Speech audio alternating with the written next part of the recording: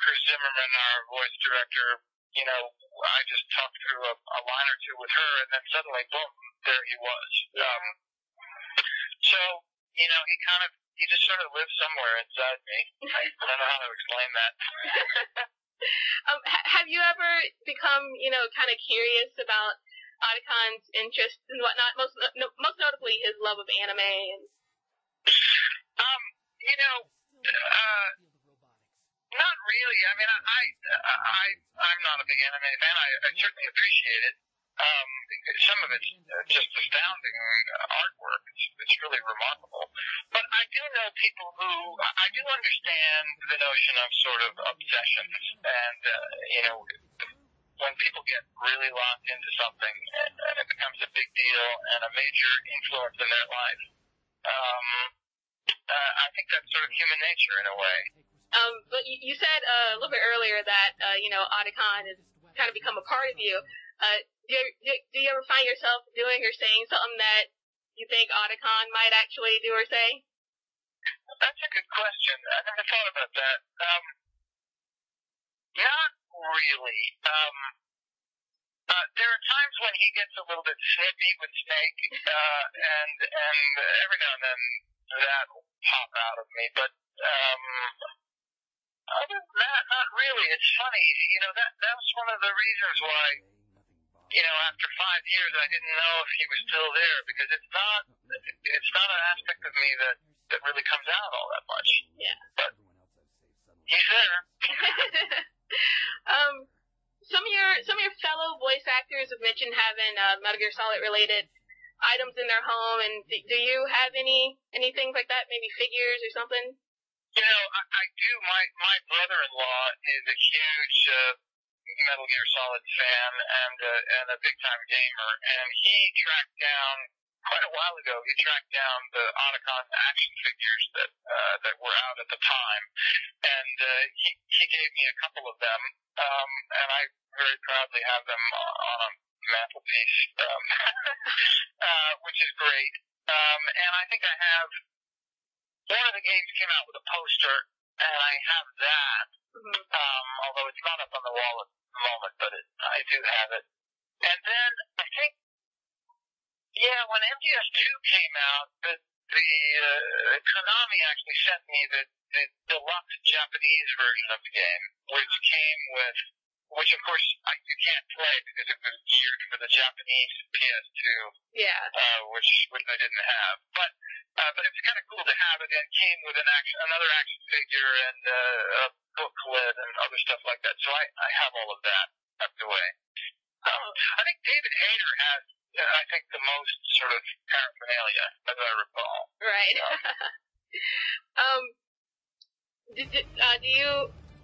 Are there any weapons from the series that you wish you could kind of own?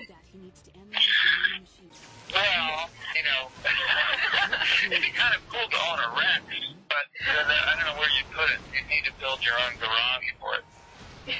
I know I've had a few moments where I wish I would have had Stinger missiles or something. Yeah, sure. There's always that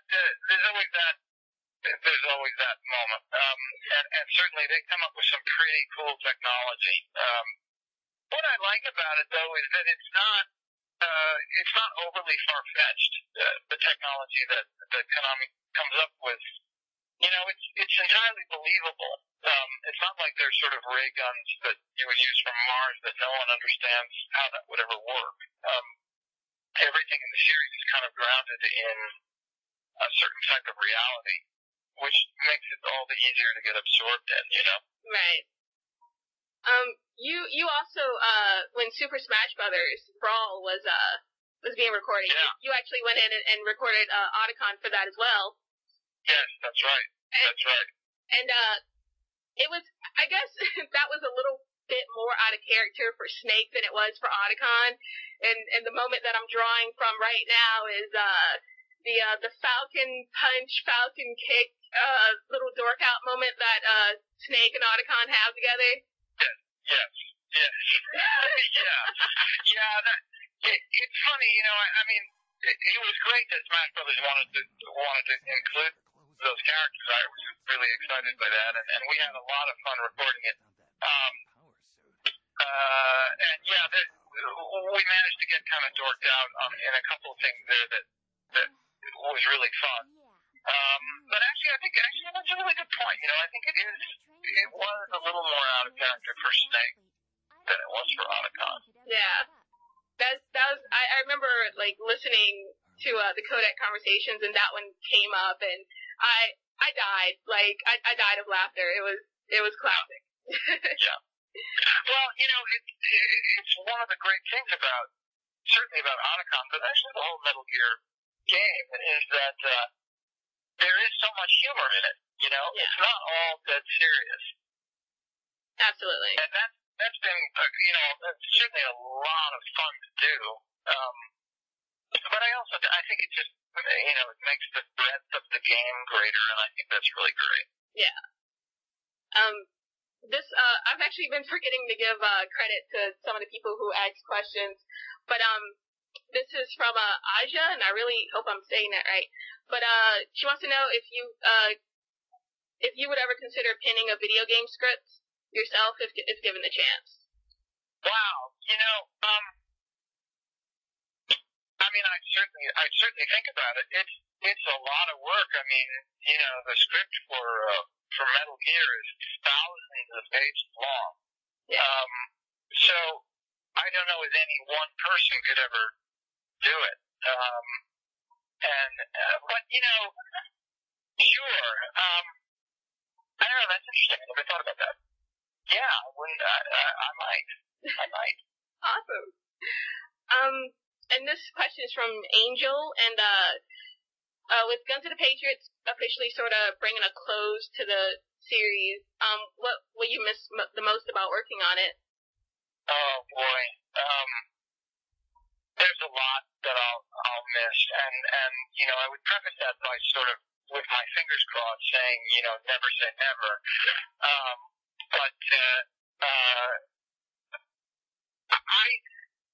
I really like the people involved with Metal Gear, and the process is a really exciting one for me as an actor because you're in the studio, sort of in a booth, and you just have to just spontaneously go with what's in front of you, and it's very demanding in the moment, but it's really very exciting.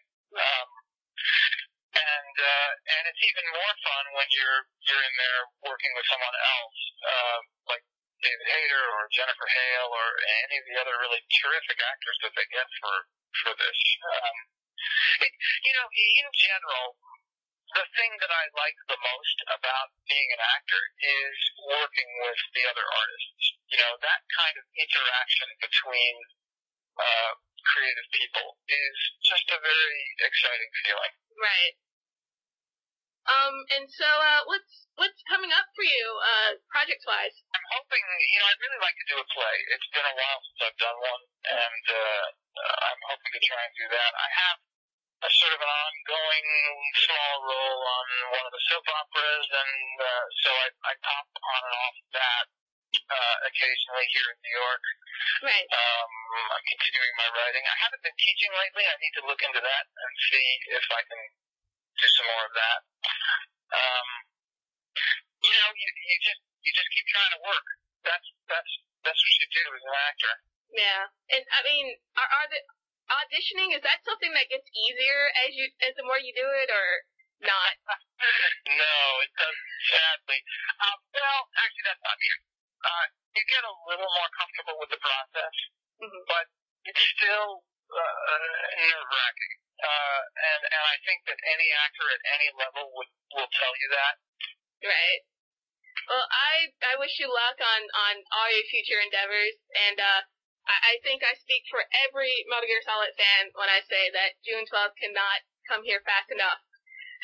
Well, thank you. I mean, I agree. I'm really looking forward to it coming out too.